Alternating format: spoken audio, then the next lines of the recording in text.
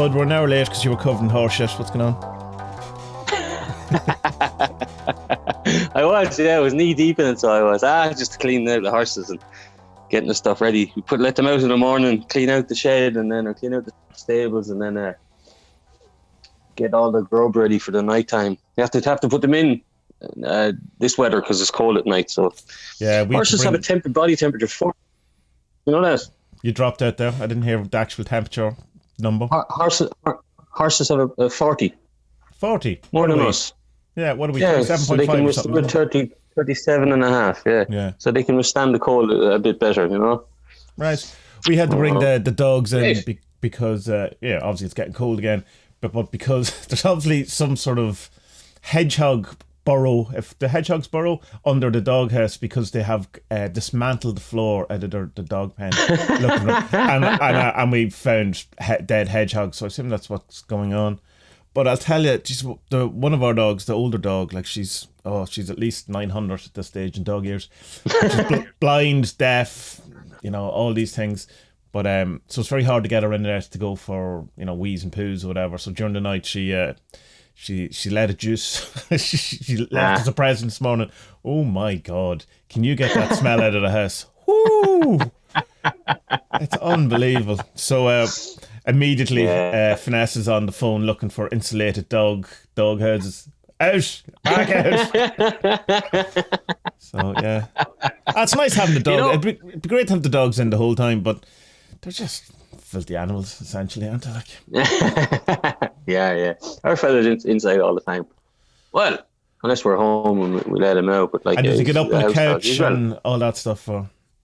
No, we don't let him. He does though. He sleeps on it when we're not around, but then we give out to him. He's a fucker, man. He's like the fucking velociraptors from fucking Jurassic Park. He's after figuring out how to open doors. Oh no way! And it's not a fluke as well. He's done it like we've driven home, opened the gates, and there he is on the lawn. It's like, how the fuck did you get here?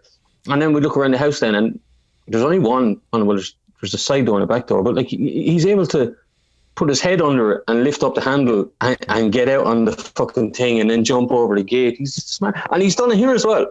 Right. Now, he's actually opened 2 doors here to get out into the garden. And it's like, what the fuck? Were you in the Prison Breaker when you were in a past life or something like that? Yeah, Steve McQueen, the dog. Mad. It's great. Yeah, man, the horse, I love doing it because fucking... You go down there and you're just the job is it's easy. You're just mucking out. You're mucking out and you're giving them the food for the eating. But like the silence is deafening, Thomas. What am I saying? Tommy. I'm getting emotional here. I'm using your full name, and it's awesome. Like most people would hate that job, hate it because it's cleaning our shit. But like I'm just like in my element, just going. This is so peaceful and quiet and lovely, and I don't care if it's horseshit. I don't give a shit that it's horseshit. You're essentially turning into a Himalayan monk or something, aren't you? Like some sort of Zen monk that just goes out and I'm one with nature, cleaning the horseshit. I am the horseshit. The horseshit is me. I'm essentially I'm cleaning myself, cleaning the universe. No, I don't mind the horseshit. Horse piss though is fucking stinking. That horrible strong ammonia smell. It's horrible. Same. You get that with cats as well. You don't get it so much with dogs. Cats it smells just a dog piss really. I don't mind. Like I'm allergic to cats, but cats fucking love me.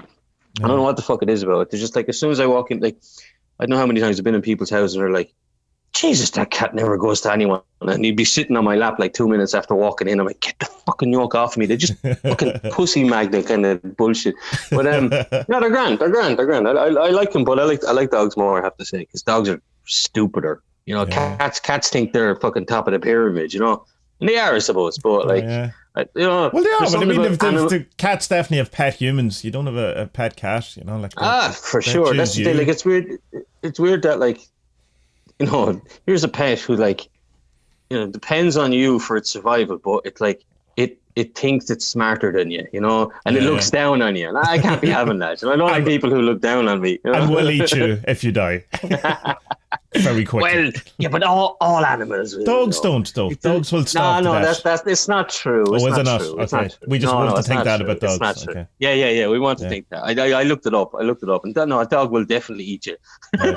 If he's hungry enough. Of course he will, Yeah, I was having a conversation yesterday with, there's a girl staying here. She's building a house there beside where we're working. And in the monastery, is it? Have you heard of this? In the monastery. Yeah, in the monastery. She's also into Zen. But I was looking up something. She was telling us last night, something was on telly about dreaming or something like that. And she was telling us that she only dreams in black and white. Have you ever heard of this? Yeah. And some people only think visually in black and white as well. It's not, isn't it? And it's not as mad as people who don't have an internal dialogue when they read. What's wrong with those people? That's insane, isn't it? That's so hard to figure out. Like Thomas Sheridan. Mickey, you're back. Hello. Hello. Oh, we can't see you. What's wrong? I'm on the thing. What's wrong? You alright? I have this. I'm going to... Okay, he has a big axe here. You want to see? Look, he has an axe here. Oh wow, Sheena. That's so cool. I was doing with He's recording. Get out, will you? Remember we said come in and I'm lovely. The wife comes in and I get out. Bye, Medina. Remember we were saying a couple of weeks ago that we were going to lower the quality of all our output. it now just Mission family time. What was I saying? Yeah, this thing is 12% of people dream in black and white. So it's normal enough.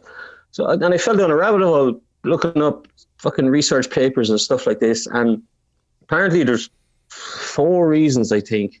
Did I write them down? I did write them down. While you look for that, Thomas Sheridan says on one of his videos that the people who don't think or don't have the internal monologue thing, that they're not actually real people. He said they're not, the NPCs, they're not real. Thomas Sheridan's a terrible human being. So he's a very unique individual. I'll be more charitable than you. I'd say he's unique. I kind of checked in with him there recently, and I went, "Oh yeah, let's not do that. Let's run away." I mean, look, his occult knowledge is outstanding. It is. He knows his shit. Yeah. But his politics is as a person. Horrible. Yeah, it's like that's the thing. I did spend a lot of time with him, as you know, last whatever it was during the lockdown. Just mostly listening to his magic stuff, whatever. But it's like it's good. I know we keep talking about this, the John Lennon thing of the bad person or the thing of whatever. Like, I think it's a bit too much in Thomas Sheridan. For me personally, it's a bit too much for me. Yeah, he's not quite. He hasn't quite written Imagine. You know what I mean? to justify. Anyway. Anyway, come here. I want to tell you about this dream stuff. Yeah. I found out. So it's 12% of people, and there were studies done in the 60s when color television started to become more popular, or people had more access to color television, and so they started doing these research into people who dream in color or don't dream in color, and it turned out that prior to the invention of television, most people dreamed in a kind of sepia. All right. Colors weren't as pronounced in dreams before television, so that's mad. Like our dreams have changed because of. And the other thing then was you could be a psychopath if you dream in black and white. That got a good reaction from her. Yeah, that seems true. Yeah. No, it was there was only 3 things, and the third thing then was on a couple of woo blogs that I came across, and the argument is that when you dream in black and white, you're seeing the world or you're interpreting the world how your conscious and your subconscious sees things. So one is black and one is white. Oh, okay. So and it means that you're in alignment with both your subconscious and unconscious. I'm not buying that at all. Because I mean, but it's a cool idea. It's a cool idea, but I mean, it's like, yeah. So like this picture, I have in my head, I'm dreaming about my dog or whatever. Oh, and it's black and white, and that's somehow, I don't know. That's one of those things that sounds so ludicrous that it probably is true. That kind of way that it's just like that's definitely not true. And that's what I was thinking as well. Yeah. It's so bizarre that it's like, yeah, that's probably real. Do blind people, from birth people, have any sort of visual dreams? I assume not. Did it? I wouldn't think if so. If telly has turned our dreams from black and white or sepia, whatever way that's pronounced, into colour, then I assume they don't. I wonder, yeah. I'd love to have like in the next 50, 100 years, whatever, when we become cyborgs, we'll all be able to experience. What's the thing where you feel colors? Synesthesia. Synesthesia. Yeah. Well, well, that's the mixing of the sense. It's not just that you'll smell whatever or taste colors, or you can smell blue. Yeah. Isn't that mad? It'd be cool to experience it for like an hour or two, and then it would just wreck your head. Well, there's one it would wreck your head. Well, not if that's all you've ever known, So it's just. Well, of course. There's one thing that I can kind of understand it a wee bit in that when you do, and you might have found this with learning music and stuff like that certain notes or certain keys tend to evoke a color. Like for me, the key of A is red. Which is quite strange. Yeah. D is brown, but it's odd then when I went looking into, learning some sort of perfect pitch. Rick Beato wouldn't be helpful. Wouldn't be. He doesn't agree with that. Relative. But it's done by colours. And I was going, I can't because A for it was blue. I was going, well, I'm not getting on board with that at all. Come on. You should look that up when you're listening back. Look it up and see how it ties into, because the Tree of Life.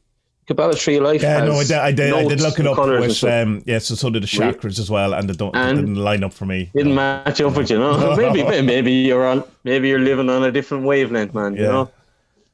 I'm on 432, not 440. Yeah.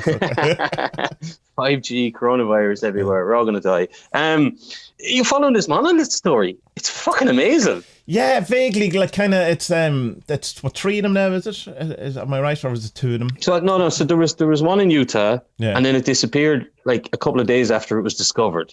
Right. And since that's gone missing, the new one has turned up in Romania. Nice. and there was something else I saw today. Someone in Utah had taken a photo of a UFO type thing, and it was this massive. It looked like between kind of 2 clouds, like a higher cloud and a lower cloud, but there was this black column, like a monolith, between the 2 clouds connecting them. And it's like, this is odd, man. Something's going to happen. Something's going to happen December 21st, man. Something's going to happen. Yeah, I'm getting excited, but I also go, what's going to be is they're going to release an announcement that they're remaking 2001, and it's all been a big product placement. That's all of these exciting things tend to be quite. Or to go full conspiracy, what it was. That's what they want you to think. So right now there's a meeting going, right, we have to pretend that this was a plan. We'll have to remake 2001 because there's monoliths just popping up everywhere. We'll quick get a film and get someone to direct it. Yeah.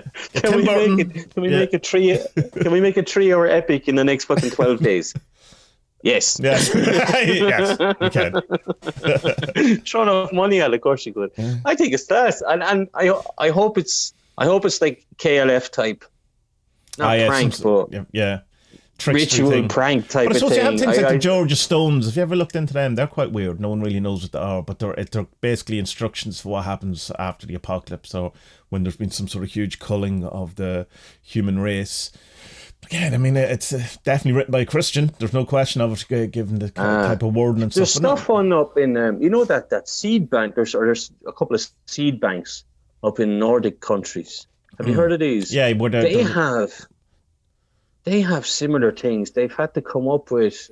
I was watching a thing about this in a documentary, but it was only mentioned they only spent about 5 or 10 minutes on it. But they were saying that like they're trying to come up with it with some sort of system or code or language, so that like if humans all die out, then these will still be there for what comes along next. And they're talking to like it might be like the dogs evolve the fastest and become like us. So like we have to have something that will that they can understand, like, Yeah. And it's like, imagine that's your job. What a fucking cool job. What do? I translate stuff into dog. The dog, yeah, or into cat language. So basically, it's designed, for the cats that will evolve. So nothing is on a table, so they can't pawn it off the table, side the edge of the table. We left all these seeds out for you. Why are they on the floor? Fuck you, Stop eating the seeds. Stop eating the seeds, stupid bird. Mad, yeah, it's a mad world, Tommy. Absolutely mad. Yeah, what was I'll tell you about as well. Yeah, we had an awful fucking session here last night, man. I told you the father-in-law used to be an alcoholic. Well, you're always an alcoholic, aren't you? When you're an alcoholic, are you? Yeah. I don't know. But every now and again, he gets a wind, and we drank a bottle of poaching last night between me and him mostly. and that was fun. I had never seen him drunk before, and but like, it's a mad thing as well to think that like, a lot of alcoholics are like, oh, I can never touch it again. But like, I don't know. I think like, I wouldn't class that as falling off the wagon because he's so in control and he knew what he was doing and he said, fuck it. Yeah, I don't. Get drunk. It's hard to know because I also know alcoholics who, well, definitely alcoholics who now have occasional drinks and are quite fine, or even one who's back to socially drinking. But I mean, there has to be a class of alcoholism that you're dealing with a problem or masking a problem or trying to sort a problem or not looking problem. That when that problem goes away, that in some sense that the need for the thing has gone away too. I don't know enough about it. I'm Irish, so I am practically an alcoholic, but I'm functioning. I think, but it's also that other thing of like that. It's only really a problem when you stop functioning with it, really, isn't it? Like, I mean, like, there's so many functioning alcoholics that you never even know about, like. And sometimes you only hear about it years later that, Frank was absolutely hammered every day at work. He'd have a bottle of vodka while he drove that ambulance, for the last 30 years or whatever it is, and he was essentially fine, I suppose. Yeah, it's a mad thing because he was bad. Like, I mean, I was telling us that the daughter was telling us one time that like they were going through family album photos of weddings and all, and she was like, "Oh, that's nice."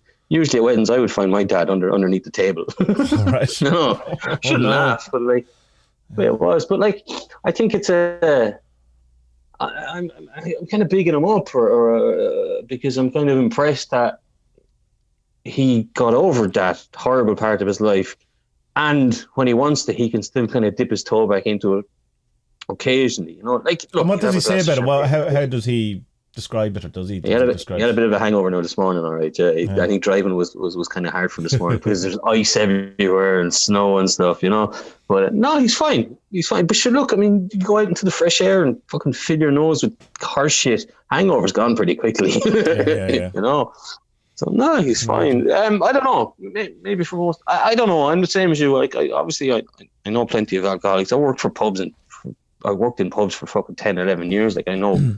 Used to know tons, and obviously some need to stay away from it, but then other people can just kind of go back to it. Maybe he was going through a bad time in his life and alcohol was the crutch and that's gone. I hope that's what it is anyway, It's a weird one. Yeah, it's an odd one, yeah. It's like, and I don't know enough about it to be, any sort of a try and speculate on the reasons why people drink. But I know myself that sometimes you go through periods of, you'll drink more than, you don't. Like, I've had periods where I haven't drank for a year and don't give a shit, at all. Like, it's not that I'm constantly kind of going, oh, I'd love a drink, but I'm not having one. Just, whatever. I'm reading books, or I'm doing whatever thing. And then there's other periods where you find it very hard to go, it comes Monday evening, you're going, geez, I'd love a glass of wine. And you're going like, what? It's Monday. Yeah, I was going to bed last night. It was 11:30 or something. Yeah. And he says, "You want a drink?" I'm like, "All right, yeah." Well, I was standing up. And the computer was closed, and I was going to bed. And he said, "You want a drink?" There was two other people here as well. "Do you want a drink?" I said, "Yeah, all right, yeah." Fucking 2:30 then, going to bed, fucking locked. I guess I was crying in my sleep and everything. Okay, I don't remember anything. Fucking hell. Anyway, you were telling me there during the week there's only two genders, Tommy.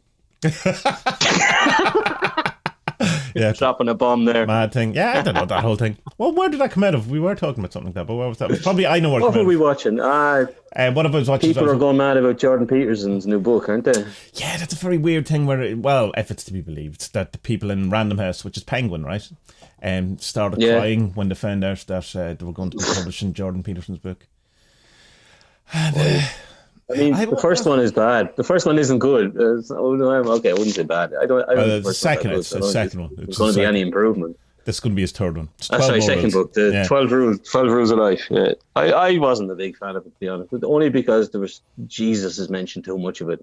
Jesus is a cool dude and all, but like, my criticism of it was that you focused a bit too much on that and not like other people to look up to. Here's one of several problems of Jordan Peterson as I see it. Even though I do enjoy a lot of Jordan Peterson, I will start that out. In that, when he goes to the whole kind of Bible as being the best representation of, as a map to transverse consciousness or this world or whatever, he is still unable to ever say that there is some really terrible parts of it. Because even his answer to it, it's like he won't, he kind of also has this thing where the New Testament kind of saves the badness of the Old Testament.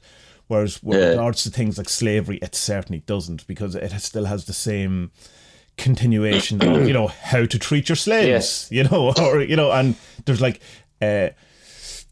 Jesus never said not to have slaves, all this, what anyway, but the thing, or, the whole Leviticus thing where it's just like, here's all your rules for, animal sacrifice, human sacrifice, appease this terrible God. And its kind of answer to it is that if you look at sentences, then there might be some, questionable things in it. If you look within its situation within the paragraph, maybe, you could still probably make an argument, but within the entirety of the structure of the Bible, that it somehow fits in and is acceptable, which is bullshit. Totally. Yeah, bad stuff is bad stuff. If you say to someone, here's how to treat your slave, here's, if you have, sex that's different from, if you have homosexual sex or whatever, then you should be stoned. If you, have tarot cards and you read them, then, you should be stoned, whatever it is. There's a lot of stoning going on. There's no context within that that allows, that makes that okay. And I don't think he would lose his point or his emphasis or his reading of things, and his whole biblical lectures would be equally as powerful if he said, yeah, there's a lot of shit in the Bible that we really, is not good, and it's just, it seems to be, in a sense, he's a Christian apologetic, given though also that he's quite open to things like evolution and, hundreds of other, not hundreds, I know several other things. It seems very, incongruent that he still, won't kind of just say that the Bible isn't essentially it's, the word of God in some way, even though he's definitely not saying that, but he is saying, it's kind of an infallible, edited together in such a way that it is, almost a perfect work. And you just go, well, there's a lot of shittiness in it. That it's a weird one. Like I always kind of wondered with people with the Bible, like, say, like, if you think of all these like extremist Christians in America, especially, that like, they set up their own churches based on one person's interpretation of the Bible. But it's kind of like, right, it all comes from the King James Bible, all of these newer kind of religions, It's like, why don't people go back to the actual source material and then set up something? Like actually go back and instead of... No, but not even... Like even to go a step further and to go back to when they had the council in, was it Constantinople, I think, where all the cardinals or bishops and all got together, and they decided which books, Nicaea, which books would make it into the Bible eventually. And it's like, okay, why can't we just read all of the books that were in the original Bible? Because it's seen that moment in time when the books were chosen, that was also the will of God, and that was God choosing what books should be, acceptable and be, put for. Like, I know. But I mean, I'm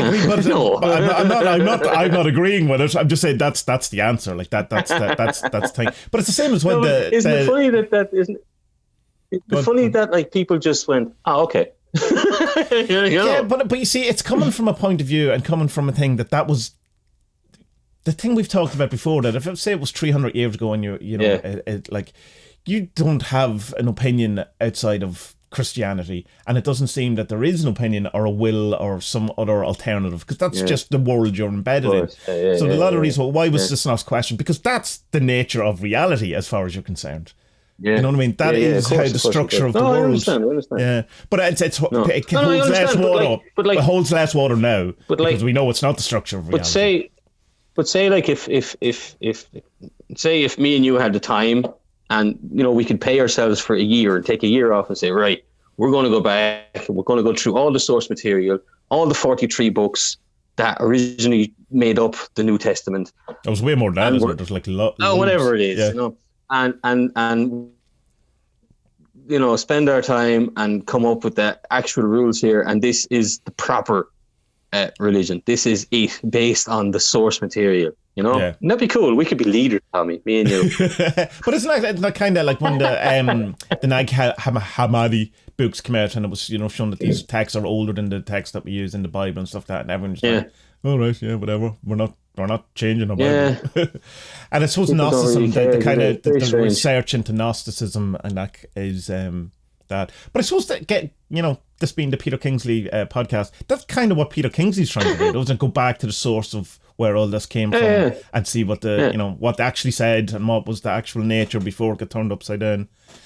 Yeah, of course. The I think I've only an hour or two left in the Darkening Age, and I presume the last hour are references and shit like that. Is it? Well, not an audiobook, no, it doesn't. I suspect No, not the okay. actual book does, yeah. That's Because good. that would be Because, that would be a nightmare. Because it was interesting. God. Recently, I finished Answer to Job by Carl Jung, and I was picking up. Oh, right, I'll spend a few hours getting this finished. Because there's like whatever. I'll for people who are under radio editors, which is everyone, I'm miming a small bit of a book that is left. Small micro penis. But it's like there was about 100 pages or whatever left, and I was going, grand, get into it. And I finished the page and a half, and I went, oh no, that's the end of the book. The rest was all Done. no. That's good. God, I could have just finished this the last time I was reading it. But Thanks, Carl. Nice one, Carl. It's really good. The only little criticism I have for it, I think I said it before as well, is that it only talks about the changeover, I suppose, from paganism and the old ways to Christianity in the Roman world, the Greek world, and like the Near East, Syria, places like that. So like I'd love a similar book that paid attention to like what was going on in France with the Celts, and obviously Ireland with the Celts, and then up in Scandinavia with the or the Celts and Rome contemporary. Yeah, like that's what happened. Like. Yeah, well, I mean, there was the first crusade ever, because people think of the Crusades, they think of lads going off to fucking Turkey and to fight Muslims. But the first crusade was a Roman Christian emperor who went after the Celts in France. Right. That's the first one. It's not all that well known. Your man, the podcast I listened to, the Hardcore History, he has at least one episode. He might have 2 episodes about it, and it's fascinating. It's really, really good. And it's just butchery. Just going in and just fucking wiping them off the fucking planet, bastard. But sure, look. The French not just immediately surrender, no? Well, I think they learned their lesson from this, and then every time after that, this is the last time they stood. I see at the minute the French are burning down Rothschild's banks, though, having plenty of riots. All right. Yeah, they're burning down banks. Oh, good. Because of the. Bad. I don't know. You're not allowed. Who's the other guy? George Soros. If you look him up, he's actually pretty cool. He's a nice guy. Yeah, I don't know why gives away an awful lot of his money for things.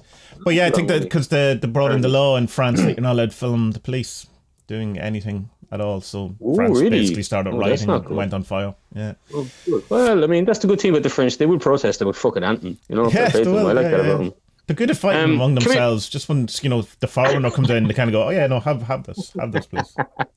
That's unfair to the French. Like, really. No, it's true. Well, half true. The Czechs are very similar. The Czechs, the reason Prague is so beautiful is because anytime it was invaded, they just went, "Yeah, all right, just don't touch anything. All right, don't break anything, and we'll do whatever the fuck is what. It's grand." We were listening to a fella complain about Catholics in Czech. There, a podcast you sent it to me. What's his name? Peugeot. Oh yeah, Jonathan Peugeot, yeah, whatever name that's pronounced. So he had a podcast with this Christian writer, I suppose, and the stuff he was coming up about the Czech Republic was just, a lot of it was wrong. Yeah, that was my first kind of introduction to Jonathan Peugeot. He's people who I like him. Alan Chapman seems to have, or at least watches him. I don't know how much he accepts or whatever.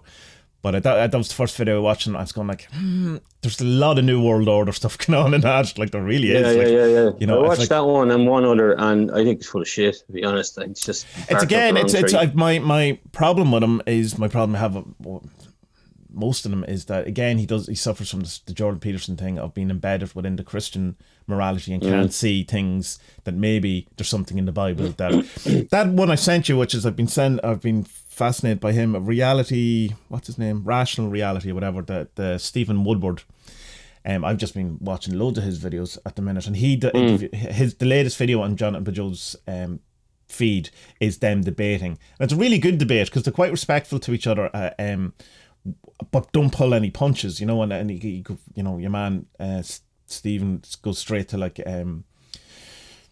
homosexuality, what's that about? Well, can you and the kind of argument for Pageau is that, well, maybe at one point that it was it's better for society to, for people not to be homosexual, so it needed a law. And he's going like, right, fine, if let's just take for a second that might be true, it's not true now, so it's not a universal kind of thing. And then he was kind of going in around saying things like well, there's plenty of kind of wants and needs or desires that we have that are prescribed as not to follow along, basically saying that like homosexuality is the same as don't kill people, that it's it's another type of, or don't it's something that should be subdued or steal. Yeah. And it's like it's like, if God created these people, why did some people, let's say God did create these people and that homosexuality is abhorrent. I'm not saying that, but for the sake of the argument, then why are some people getting an unfair deal on it? Why are your desires and wishes more in line with God and this other person's, if we're all we all come from the same thing? And just kind of, I would have more respect for him, and I could, because some of the stuff he says are brilliant. He has a great kind of talk about the veiling and what it represents, and you go, that the symbolic nature of all these different things. Some great, really insightful stuff. And if you just said, we probably shouldn't, throw stones at witches, or we shouldn't, put people into slavery, and maybe kill people who love differently than me or whatever. It's like, the Bible's not perfect, but like, look at all this good stuff, and I go, right, I'm on board with that. But I remember looking up something years ago about I think I told you about this before. Maybe I just told you it wasn't on a podcast, about the kind of penances that priests used to give out and stuff like that. And for what they would have termed buggery, it was no worse than stealing a loaf of bread. It was just go off there and say a couple of Hail Marys. Right. It wasn't. It's only in the more modern times that it's a bigger sin. Well, it does say you should be put, big of a sin. You should be then be put to death, though. Like, I mean, that's in the Bible. It's not. It's not. Yeah, but it also says love your brother, kind of thing. But like the priests who would be against. Yeah, but the brother doesn't include foreigners. So it only includes people within your clan, and so everyone else can be a slave, and everyone else can be treated shit. And you're allowed to beat your slave to the point of once they don't lose an eye and once they don't die within a couple of days. But everything else is fine. And there's no room for interpretation in that. There's no context that fits into. No. That's it's there's no trickster spirit to that. Just kind you see, if you look at that deeper, what we're actually talking about is the feminine spirit. There's none of that.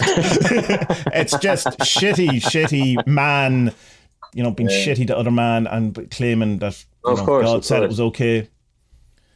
But again, not to dismiss the entirety of the Bible. There is, the archetypical story of Jesus is fantastic. It's great. It's like, it's that whole thing of, although there's an answer to this, that is that it's the worst thing that can happen to anyone. That he's shunned from society, shunned from his family, shunned from thing, punished, beaten, murdered, and he does it all voluntary, and he sees the injustice of the world and all that, and it's this archtypical. And you're leaving out one. He had a ginger girlfriend as well. That's worse than that. Well, the kind of because Jordan Peterson bring this up in one of the Sam Harris debates, whatever those semi-scripted things are.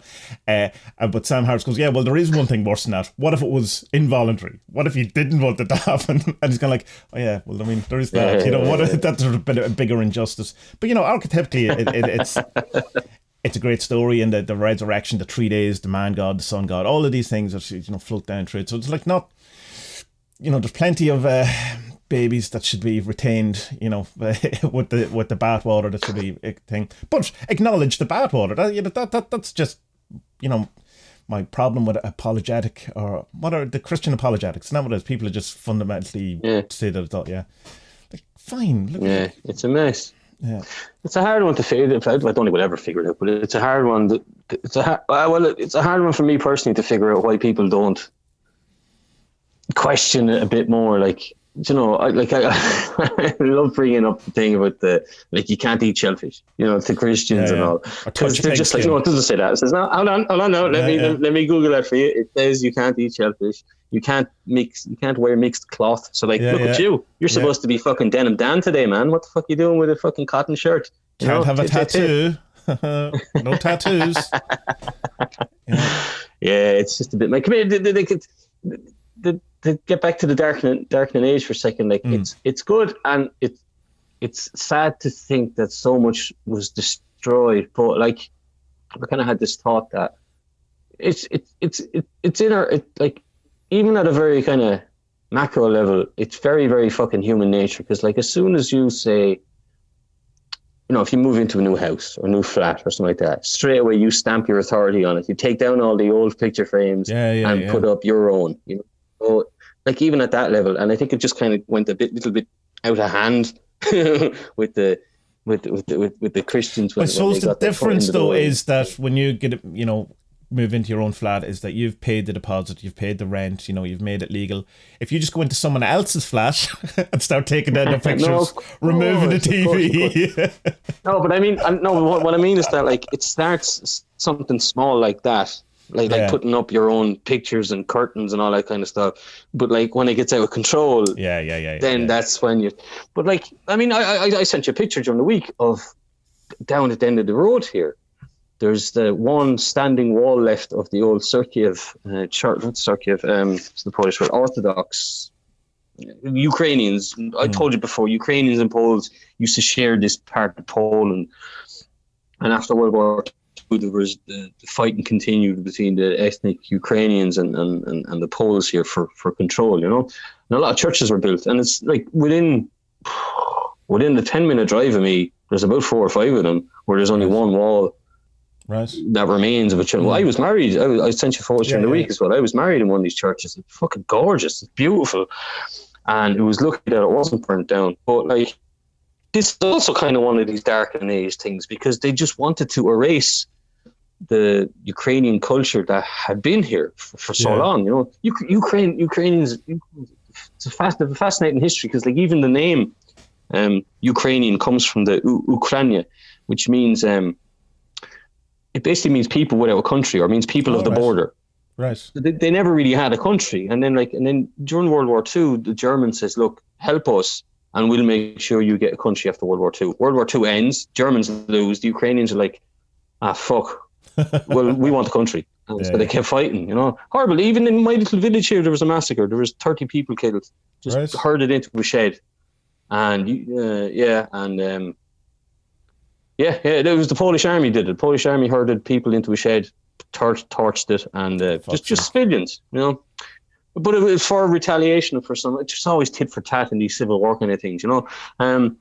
Horrible, really interesting story, but like, just horrible shit went down, you know. It's mad, but like, it just shows you that, like, you know, like we're listening to this Dark Age book and we're thinking, oh Jesus, isn't it terrible what happened 2,000 years ago or 1,500 years ago? But it's like, it fucking happened down the road from me 60 years ago, 70 years ago.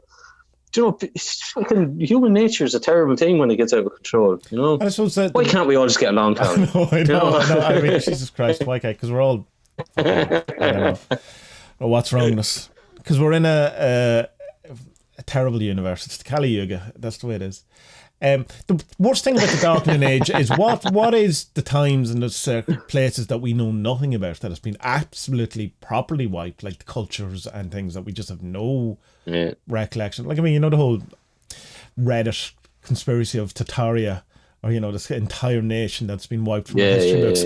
Oh, it's fun and whatever, and it's definitely not true, because, you know, there's evidence of a society or, you know, culture that, you know, that was, and you know, it's not that big of a deal. The Tatars live in Poland. There are Tatars who live in Poland. That's who they are. That's where they came from. But the kind of the idea, people. The idea of it is not far fetched. That definitely has happened. There's no, because of the course. dark age of Christianity and because of the prevalence of paganism, I suppose, and we can see it and we have evidence for it. But there's definitely, plenty of tribes or cultures that have been just totally demolished and paved over, and we'll never hear of. Yeah. Which I mean, of course, you don't even hear about that much of Byzantium and stuff. Byzantium, no. that's an awesome history. But there's not a lot of it. Yeah, it's a very niche kind of thing. But the Byzantinians were like, they kind of just realized that the game was up for their culture, and they just went, this isn't working. So we'll just become Ottomans. Because they had to, they were the last kind of remnants of Greek society. They were big into their poetry and performance and prose and stuff like that. That's who they were. They were the ancient Greeks still living in recent enough time, and then it wasn't going anywhere. It just kind of wasn't working with the modern world. So they just kind of went, oh, okay, let's become Ottomans then and see what happens. They become little stools at the bottom of no, the Ottoman is where you put the feet on. It's odd that humans could transform into that, though, isn't it? That's how the all of them should be called Byzantium. That evolution or devolution. Yeah, wood-evolution. Carpentry. The carpentry. It's the theory of carpentry. The world according to carpentry. So Spud, before we devolve any further, KLF documentary. You watched it, the new one. Oh, come here. I'll tell you the wolf story first. Yeah. So I was working away with the boss man, and we're working in the house, and he says, look, we have to go get some timber. So we get in the car, hook up the trailer, drive down to another village, and we go into one of the places that he keeps the horses. And there was this old building that must have been, I don't know, 100, 150 years old. And there was all these old rafters and beams left over, and some of them are grand.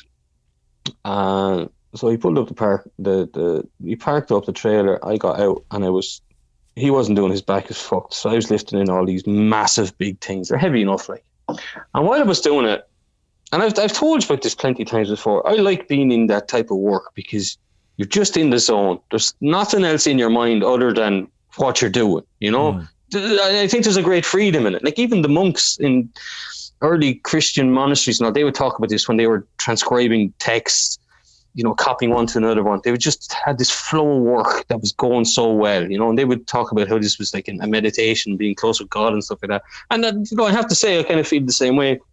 That when you're in this flow of work and you're doing what you're supposed to be doing at that perfect moment, everything goes wonderfully well, So here I was anyway, and I was loading the things into the trailer, and I bent down to pick up one, and I heard something in my head say, wolf. And I immediately turned around, and there's this massive, steep, mountainy hill just across the river from us. And I just stood there and I went, there's a fucking wolf looking at me. Where the fuck is he? I know he's here somewhere, So I spent about 2 or 3 minutes there just looking for this thing until your man realised I wasn't doing that. And he said, hey, what are you doing? I think there's a wolf over there. What? Shut up, will you? Be fucked, kind of thing. But I sent it to you, and you were like, there was definitely a wolf. Definitely a wolf looking at you. And I mean, it's the only thing. There had to have been. Or a very crafty cat. I'll project wolf into Spud's head. Wolf. I'm convinced it was, though. Absolutely convinced it was. Because there's loads of wolves here. The boss man drove down to the horses there one morning last week, and early in the morning, around fucking, what do you call it, sun up, dawn. And there was a sun up, bright light in sky. What's that? Bright light arrives. New light of day.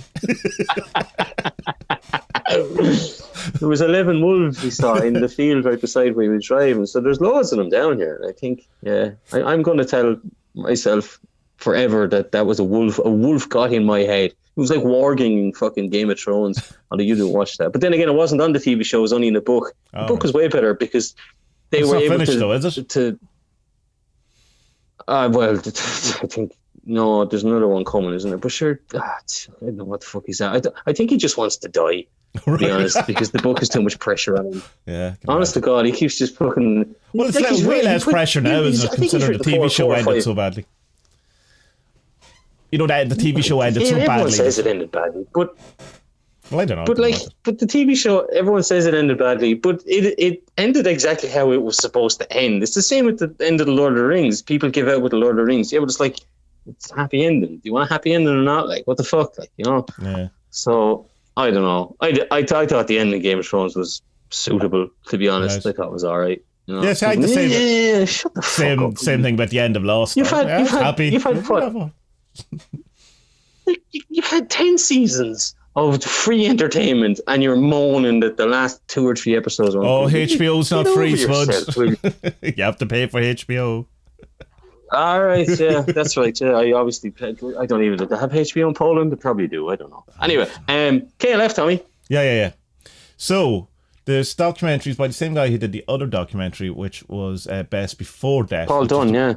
Which the one that we talked about previously. Well, we talked about the 17. We did on that Bill Drummond episode. I think we talked about both documentaries, didn't we? Yeah, we did. So this was filmed. At the same time as he was doing the Best Before Death documentary, which is the one where he's following him around for 3 or 4 years, following Bill Drummond, following up the KLF, around for 3 or 4 years as he does his various different art projects around the world. He's still in the middle of that world tour. It's not a couple of years or whatever. So this was around the time of the reunion of the KLF of sorts, which was 25 years after the amazement of burning £1 million on an island in Scotland. 23, Tommy, 23. I thought it was 25 23 years. is the number. Was it not 20? Right. Well, I thought it was 25 years. 23. Right. Well, 23 is this number. If it was 25, they should have done it in 23. Whatever. Some years later, they had a get together and they drove an ice cream van through London. It was through London, wasn't it? For I remember. And Liverpool. There you go. I should have let you do the introduction. You have notes. I'm going by my little old brain. But it's a very different documentary from Best Before Death, which is a very kind of it's an intimate, with Bill Drummond. It's very coming, from him. It's about him. It's interviewing him, the people around him. Whereas this documentary is more about the periphery, as far as I can see, of the KLF and the people around it, rather than it's not following Jimmy Cauty around for the 2 weeks of the event or Bill Drummond. It's the guest stars, the background that come in. It's the thing around which the drama unfolds, but they're not, apart from here and there, they're not really present. But it ends with Jimmy Cauty, I suppose, with the great shot of Bill Drummond just cutting wood in the background. It's so perfect. Cutting wood for no reason. No reason. We're going to do an interview. You can just know I'm just going to cut wood. I'll just get perfectly on the rule of thirds as well. There's no problem here.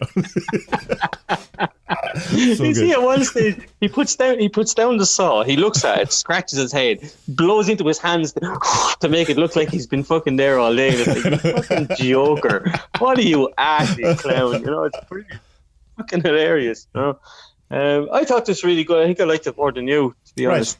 But don't get me wrong, I didn't dislike it. It was more. I was expecting more. I don't know, like the other ones where it would be more of the lads. The lads, yeah.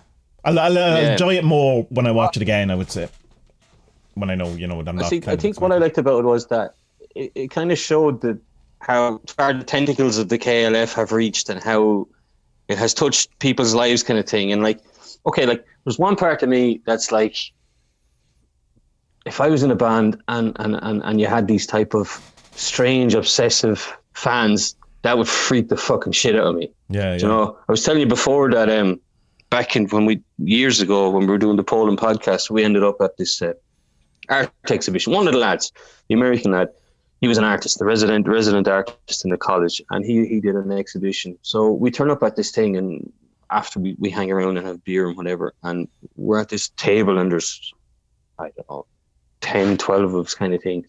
And almost everyone sitting at the table knew us from the podcast, and we didn't know them at all. Right, and it kind of freaked me out a bit, because they knew stuff about us, personal stuff that we had said on the podcast, not on purpose, just yourself. Yeah. You loose lips on the podcast, and they knew tons of stuff about us. And we're sitting there going like, I don't know anything about you or these women, They were, and also they were gagging for it. Like they really wanted to have sex with any of us. Any one of us could have had any of these women. You know? Thankfully, I had my wife with me. No, absolutely not. No. I'm a happily married man. And it was a very, very strange experience. And when I was watching this, I was getting kind of rings of that, just going like, it must be so bizarre for them to have these fans who are like that. But then some of them seem so fucking normal as well. And it's like, you've bought one of these bricks, haven't you? No. I was going to, and then I didn't. I suspect I will, though. It's not that I kind of went off the idea. I just didn't get around to it more than anything.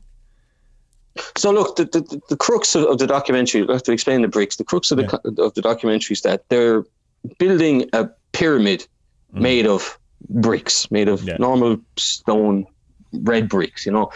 But what they want you to do is they want you to give 23 grams of your cremated remains, and that'll be put into the brick, and then the brick is sent off then and is put into this pyramid. So it's going to take, you know, they reckon about 200 years to build this kind of thing. So while I think it is a cool and interesting idea, I don't know if I was trying to think like what bands do I love that much that I would do something like that for? You know, I'm a massive Pearl Jam fan and Led Zeppelin fan, Radiohead as well. And I was thinking, like, I don't think I'd do it for any of them, to be honest. I think it's too much of I think it's this weird problem that I have in me, this kind of shadow, or whatever you would call it, that like I kind of have to see myself as a lone wolf looking at the community rather than being a part of it. So, and I always find this thing of this longing and needing a community, especially around bands and celebrities and all that kind of stuff. I find that very, very strange.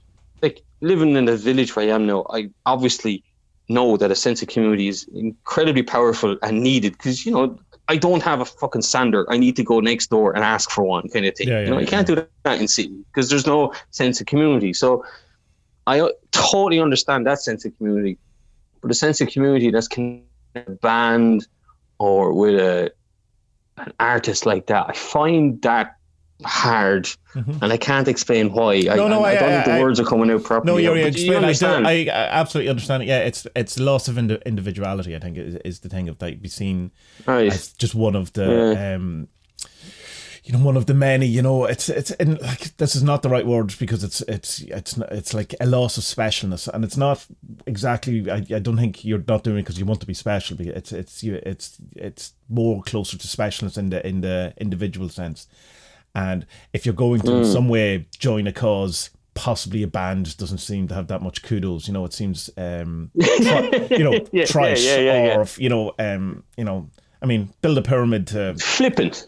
That's exactly the word. Yeah, like build a pyramid to end, you know, world hunger or something. You know, like although and as well, Tommy, like if it isn't flippant, then it's obsessive. And obsessive is very strange. That's worse. You know, that's worse. Whereas if it's flippant, it's like, I might do it for the crack. Well, I'll tell you why I was interested in it. You're not really taking it seriously. Yeah, well, the reason why I was interested in it is that I think it would make me slightly more interesting, that as a person to go, when I die, I'm going to be in a pyramid built by Bill Drummond and Jimmy Cauty, and it makes it a bit more interesting. Which is so I'm getting the opposite of what you would get from it, in that you're getting lost into the collectiveness war. But the reason why it only works for me is because there'd be no one I would ever talk to who would probably even know who Bill Drummond or Jimmy Cauty is. So there's an exoticness to it.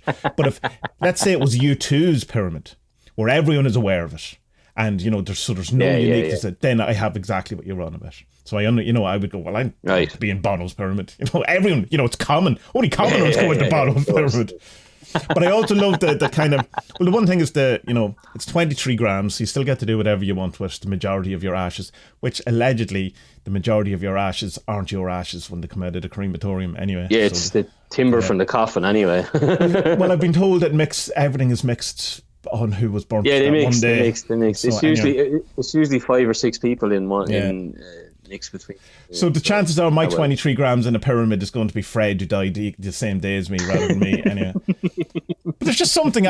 One of the other things is I actually want the brick because when you sign up for it, they send you an actual brick, not the brick that they're going to use, but just kind of, you know, they have to justify, I suppose, the £100 in some way, and then you get Tommy, I could give you a fuckload of bricks for £100. Then No you go, problem am I there. really paying $100? But it says KLF on this brick. Can you give me a? It probably doesn't even say KLF on the brick. I could probably carve KLF into a brick for you if you want. I could probably do that myself. In fairness, a breeze block just with KLF written on it. But obviously, I'm not that intrigued by it because I still haven't done it. But when I heard about it first, I've gone, I'm definitely doing that. And then it's 3 or 4 months later, I'm going, yeah, I haven't done that. that's interesting. The best bit of me for this documentary. It's a fascinating idea. I think it's absolutely a fascinating idea. Though. And I really like that the first person in it is Jimmy Cauty's brother. I thought that was quite sweet. It seems that something it grew out of that. Simon, yeah. But the occult symbology of it, as we talked about previously on the other podcasts, it comes into the blood of the saints, your blood being mixed with the blood of the saints, and being formed into clay, being put, into the urn, and being put into it. There's an absolute occult symbology to it as well, which I find fascinating as well, given that there's the constant kind of retort from Bill Drummond that he doesn't know any of this stuff. He fucking does. There's no question. Like, he's not stumbling upon all of this just haphazardly. So that would also give me a kind of a I don't know, man. I got the impression from this. I got the impression from this documentary that I think Jimmy Cauty pulls more of the shots. Actually, he does. He seems more the kind of a. I just kind of got that impression. The cheeky smile. I think he's the magician here, and I think Bill Drummond is just someone. I'd say he knows, but I think Cauty is the instigator, and then Drummond ups everything a notch or two. I would say Drummond is the John Dee, and Cauty is the Edward Kelly. Edward Kelly was the kind of the miscreant, the criminal, the trickster, where John Dee was the So like there's a bit more. Yeah. That's not to say that Bill Drummond hasn't his own brand of weird and has a lot to offer. But I do know I got a couple of. Go ahead. Sorry. Oh, so that scene in the pub where you first. Where they're talking about the flyer, and that you can only get in if you have a flyer, and Cauty is saying, well, only if you got it organically. If someone just gives you the flyer, then it doesn't entitle you. And you can just see the smile on his face. He's going, yeah, I'm gonna get it. The best line in the entire thing was the security guard, because you only could get in on various things if you had a brick, if you had a flyer, if you were under 23 or over 80. And a couple of other things. The main was if you had a trolley. You could get trolley. You had to have a trolley. And so your man's trying to plead his case with this kind of banter dude. It seems like good fun. And he's just kind of going, no, I'm not letting you in. These are the rules. And your man comes out with this thing of, I want to buy a brick. I'm here. I'm going to buy a brick. And the whole thing. And the man just kind of looks and go, you sure you can't just get a trolley? I just thought it was so funny. It's just and so then good. Loads of people walk around to the local Tesco, which is obviously very, very close. Put a quid in for a trolley and steal the trolley, and then the cops turn up with Tesco workers and have to take back all the fucking trolleys. And your man goes, it's just happening all over the place, all over the country, that all these trolleys are going missing. Or is it only here? Like, what? This is very strange. Oh, it's so good. So you were saying you had a number of synchronicities when you were watching it. I had a couple of weird. Look, there weren't personal synchronicities, but two kind of weird things happened when I was watching it. As I started it, and they were talking about the idea of the pyramid. An awful movie started on telly. No one's watching telly. They're all sitting there having the crack, but it was just on kind of thing, And it was Halle Berry's Catwoman, which I'd never seen, but the rolling credits at the start of it have lots of Egyptian imagery, pyramids, stuff like that. So I was like, okay, that's a bit of a coincidence. And secondly, then at the end when they have the lady cements down the first brick and they're doing this ritual, I suppose is the best name, ceremony. When that came on at the exact same time, the channel had been changed or whatever in the meantime, but what came on was a Ukrainian Orthodox funeral was on telly. I just kind of looked up from the screen, and while they're doing this one ritual on telly in the big screen in front of me, there's people like, and the Orthodox Church with the lads with the long beards and then the crazy cool hats, and then you have all the Baptistas in the congregation with their heads covered with the scarves and all that kind of thing. And it's just okay. That's weird. That's they're not personal synchronicity, but it's like two. Well, I mean, I know you can be connected with it. You're pushing the personal thing, because I assume that's coming from the young thing of it. It's personally meaningful, as it makes it the synchronicity. But it is personally meaningful for you in the sense that you had the interaction with it. That makes. I caught it. Yeah. So it's synchronicity would not be. That's the personal meaningful bit of it, rather than saying that it's not. It didn't speak to something about you. That's not what the personal. It's just, I know you understand, but it's just for. It wasn't about me, but it was about the movie. It was a bit strange, you know. It was. What else happened in it? There was the Undertakers were interesting. I like them as a couple. There was these two Undertakers. Yeah, they were good crack. They were.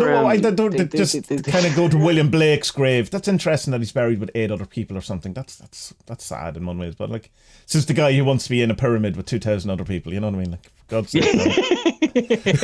At least 2,000. Yeah, whatever. That'd be loads. Yeah. Yes, they went to William Blake's thing and they had this little interview about why they became Undertakers, and they're a very kind of artistic-y or hippie-ish type of people who were like, they said that they were approached by KLF and asked about this thing, and they jumped at the chance because they're like, well, this is like this is an opportunity to be an Undertaker in an artistic kind of sense. You know what I mean? Obviously, how arty can you be as an Undertaker? It's like, well, should I use this shade of rouge on the lips, or should I, whatever? Like, I don't know.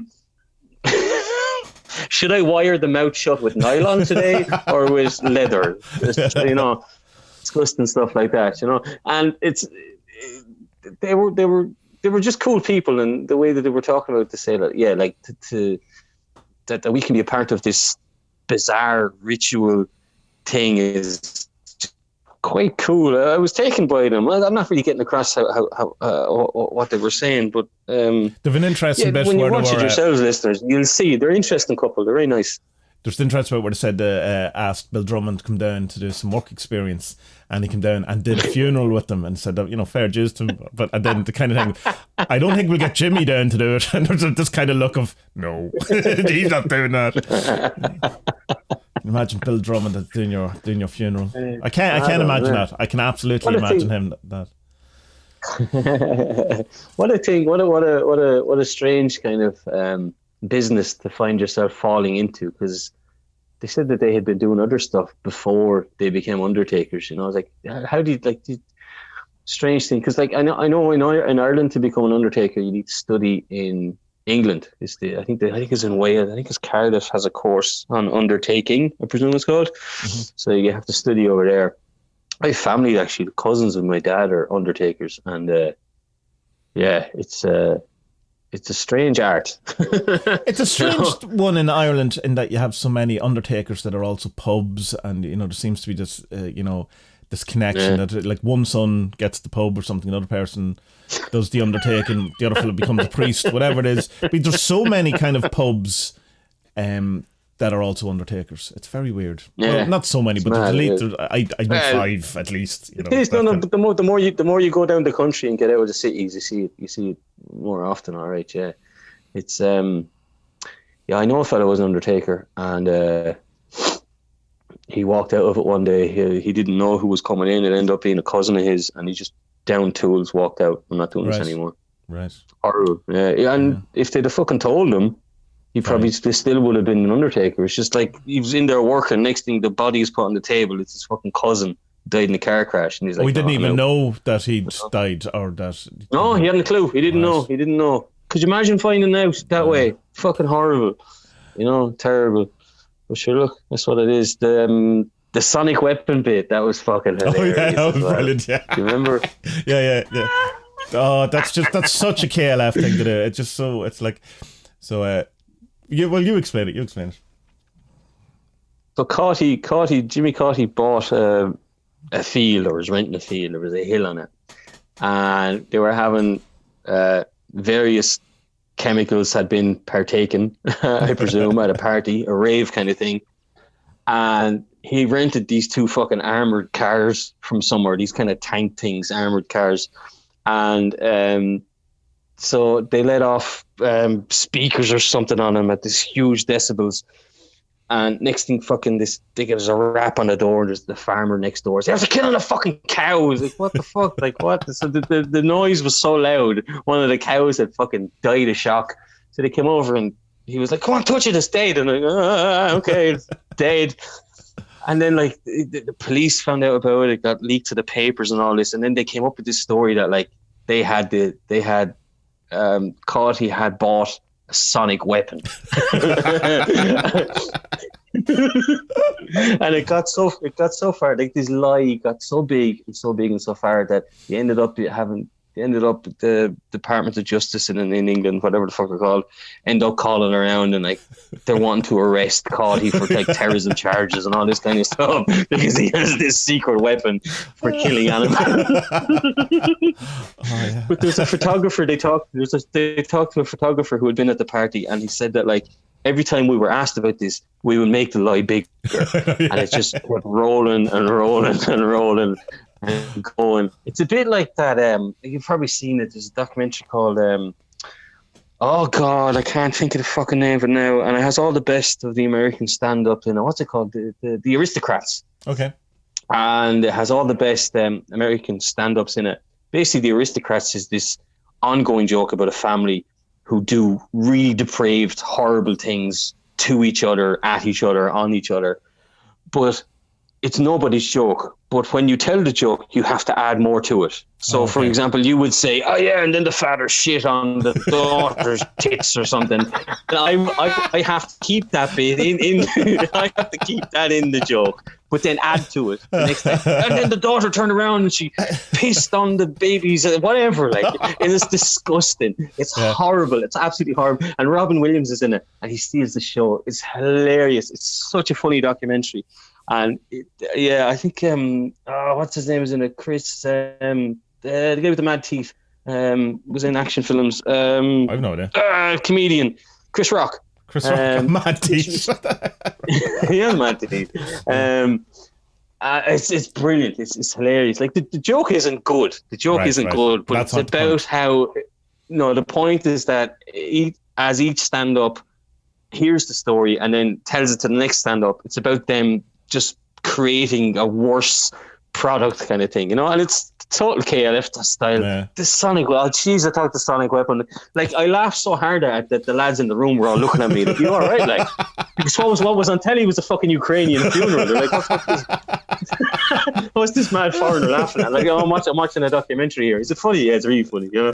And it's great. And then it ends then with the ritual and the first or the ceremony with the first brick being put down. And as you said earlier, it's Caughey's brother, Simon, and it's quite touching actually. It is, yeah. I didn't think it would be because it's like it's a fucking brick, you know what I mean? Yeah.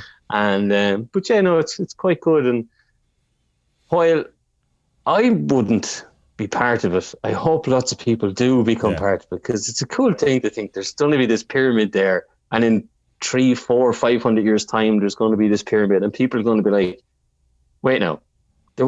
They were fans of a band did this, and fans of the band put their ash.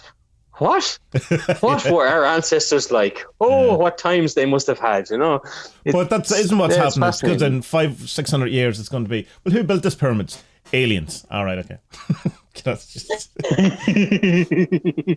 they had sonic weapons. They had sonic weapons. Caughey shows at the end as well the £1 million brick, which was made from the ashes of the £1 million that they burned. Yeah. That's pretty fucking cool.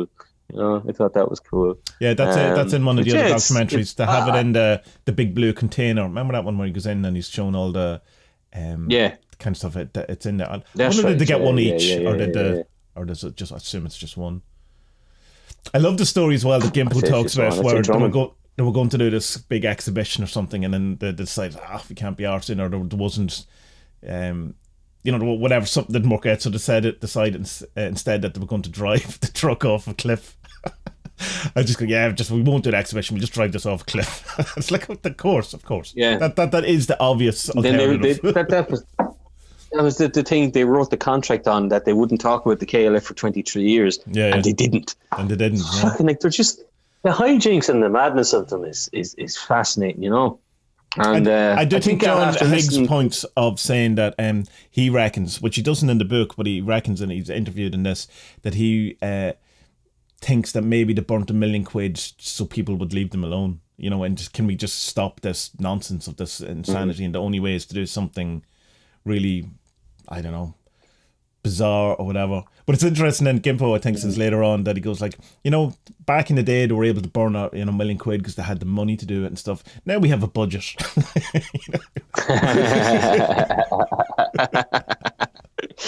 Yeah, it's mad, isn't it? And just destroying the royalties that they would have gotten. I presume that they are still getting some royalties from foreign plays.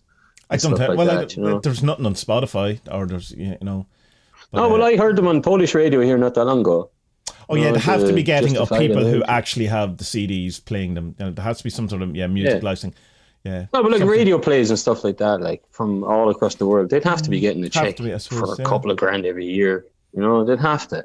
Maybe it's not that much because I don't know how popular they are now. I mean, like, what I love about the KLF is the madness and the Discordianism of them. Yeah. But like the music, I could really take or leave, mostly leave. Yeah, You know, I'm it's saying. just, I wish they were better. I wish they were better It's music. not better. You know, It's like, not if they had better. been- Just different. Maybe if they were a rock band or something, you know. That's just because that's my kind of sensibility, my aesthetic rather than the kind of. Although I do like electronic music, but yeah, it's just it doesn't. But I have this with an awful lot of artists and stuff where they're more interesting to me than their actual art. Like to a certain extent, I'm like that with Grant Morrison and other people I've talked about before. They're more interested in Grant Morrison than necessarily his run on Batman. You know, I don't really care about his run on Batman, but I listen to him talk about it because that's really interesting. You know what I mean? So it's the same as I listen to. Yeah. I love Bill Drummond and Cody talking about their music and their approach and all that. That's fascinating. But the actual, you know, songs don't really care either way. Like the Tammy Wynette song, grand, you know, it was a big song, so it's, you know, kind of there in the Well, it's cultural pop background. music, Like, you know. Yeah, it's pop music. No, I'm just saying, it would have been. But there's a bit at the start when Jarvis Cocker sings the Justify the Names song, and I wrote to you, I was like, yeah, man, they should reform with Jarvis as a singer. Jarvis Cocker's he's a brilliant singer. He's absolutely brilliant. He's such a distinct voice and accent, you know.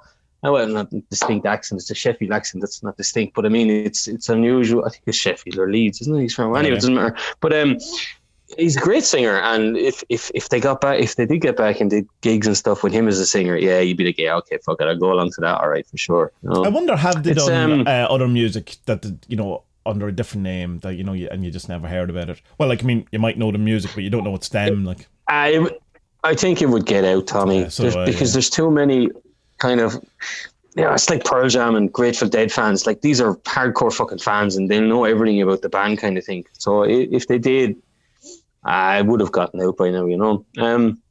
Very interesting, lads. I think what kind of helped me a bit understand them a bit more was that, like, I had never gotten around to it, was listening to the Safarian podcast with you, and so learning a little bit more about Discordianism in, like, proper understandable English that isn't hijinks and trickstery and all that kind of stuff. So I'm more and more convinced now that they definitely Cauty 100% knows what he's doing, and this is it. Like, he's read that book and he went, yeah, this is me, I'm doing this. You know. And I think Drummond, I'm not so sure if Drummond really knows what he's doing, but he's kind of like, he just kind of amps it up a bit, you know, which is great. Yeah, it's a great pairing of them.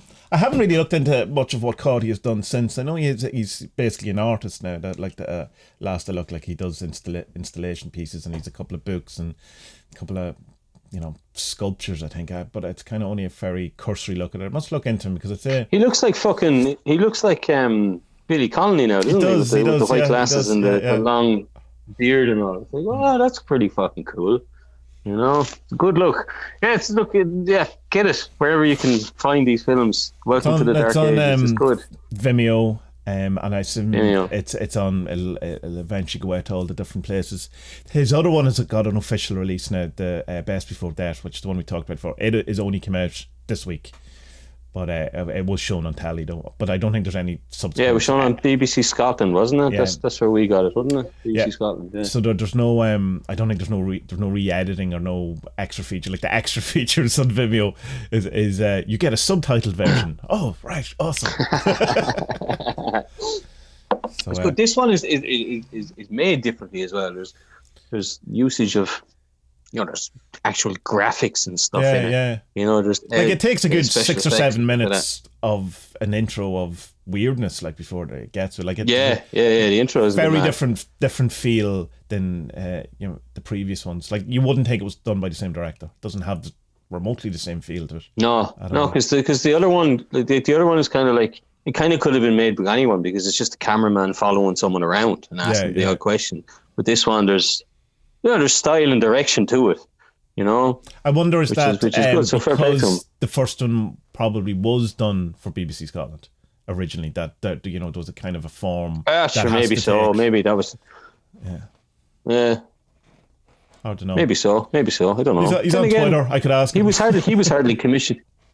But he was hardly commissioned by BBC Scotland. He would have gone to them with the idea, surely.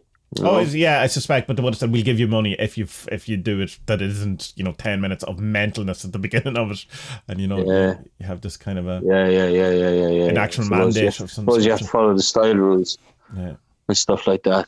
No, it's great, and I'm happy I watched it because I've had it there for a while, and I was kind of putting it on the wrong finger. But did you watch the other version, the one you give me of the YouTube one, which is a fan No, there's one on YouTube which is all fan made stuff of the different things that went on around Liverpool. I connected with it. No, but when I saw that this wasn't the proper one, I didn't bother. But you were saying there's lots of the same footage in both of them anyway. Well, it just very cursorily went through bits and pieces, and I could say, there's at least 2 bits that I've seen that were in the other documentary, but there's an awful lot of stuff that isn't. Like it's not. Yeah, I think there was a good thing about this as well compared to the other one was that like it gives you a pretty decent idea of the KLF's history as a band, whereas with the other one you're expected to know who the fuck Bill Drummond is. A lot of people because we're in the generation where like we're actually not old enough to have been around when the KLF were around. We would have been in early teenage years. If that. It's late 80s, so like I'm 10 at the most, so 10, 11, something like that. So we kind of missed it, So you get to see it kind of like how influential. Like, they were fucking massive. They were probably the biggest dance act in the world at the time, kind of thing, completely by accident how they got there. But no, they had a manual. They had a manual. Yeah, okay, they had a manual. In fairness, that's true. All right, and so it's like it, but it's like that thing with the fans. Like you can see that like a lot of people are. Excuse me, now. For some people, it's a bit of a nostalgia buzz, and I think that's what maybe I don't like about it, because I wouldn't be a big fan of nostalgia, to be honest. Like. Okay, like obviously I listen to old music, Zeppelin and all that kind of stuff, but like, I don't really see any point in like, putting up Jimmy Page posters and stuff like that. You know what I mean? Or like I wouldn't like, okay, maybe if I had the money, I'd buy a Jimmy Page signed Telecaster or whatever. But like no one has that type of money. But it's kind of like that kind of dedication to nostalgia. I find a bit weird, But look, whatever floats your boat, if you're into it, obviously that's you're into it, bully for you kind of thing. But it's just a personal thing, It's that thin line. That's what I was saying to you earlier. It's a thin line between like what's flippant and what's obsessive, Well, there's not a thin line. They're polar opposites. But what I mean is like where. Well, being a fan is riding that line. Is that what you're putting? Yeah. That's what I'm getting at, And for me, because I didn't grow up as a fan of KLF, and even if I had been like 16 and they were around, or I was 18 or 21, I'd have fucking hated that music. It was like, where's the fucking guitars? What the fuck is going on here? Like, Like I remember the Tammy Wynette song. It was massive on the radio and stuff like that, but. It just wasn't what I was more. I remember the Doctor Who, the Doctor Who one. That was definitely like something that, so what would have been 10 or 11, 10 something. I can't really remember. Time's weird. I don't know what it was, whenever it was. Yeah, no, I don't remember that at all because I was never into Doctor Who anyway. I remember seeing Doctor Who and just going. Oh no, I wasn't into Doctor Who what? either, but it was number one and it was huge and it was like all over the radio. You know, it was a bit big, and that's pre KLF, isn't it? So I mean, well, so that means I would have been 13 maybe when KLF came out. So still, I know I wasn't a cool enough 13-year-old. You might like it. No, like you might like that music as 13-year-old, but you don't get it. You know what I mean? No 13-year-old has a fucking clue about anything in the world. You know. No, it's great. Check it out. It's a really good documentary. Links in the show description, possibly. I was actually quite good about it recently. Test right. I've been doing it. Have you? Good man. Well, ish. Yeah, I thought this week now I was going to talk about flirting with Buddhism, but we can keep that now till next week. Yeah. Al Gill explain to me all about the Al Gill and his lovely voice. What's his surname? How do you say it? Fronstal.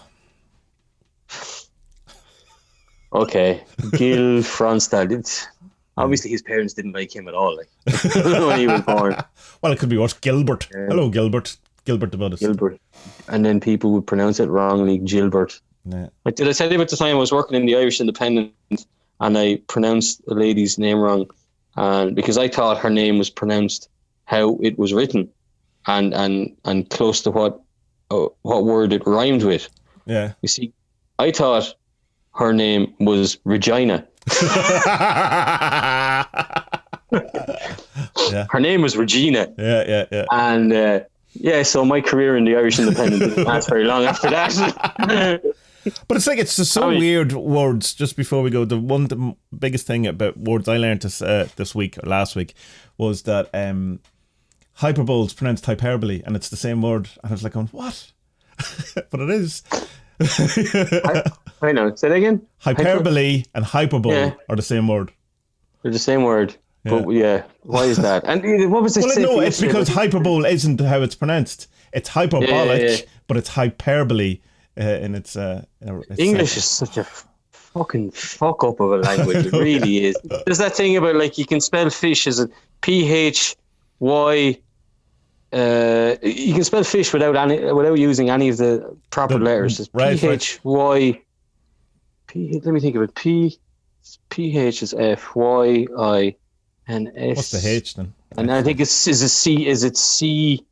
I see something, I don't remember, but yeah, you can spell fish without actually using any of the proper letters, and it's just a fucking useless language. It's awful. I don't know why it's so popular. Like, how many tenses have we got in English? You think there's past, present, and future, like most fucking languages. Yeah. Past, present, future, and like conditional, and maybe, and maybe tense. Look.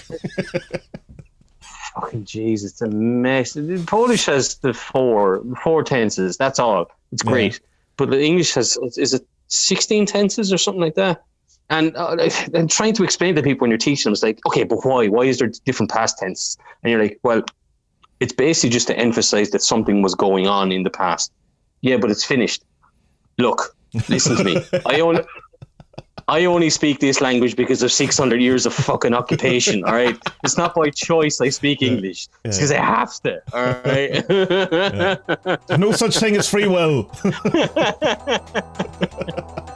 Bye-bye, Tommy. Bye.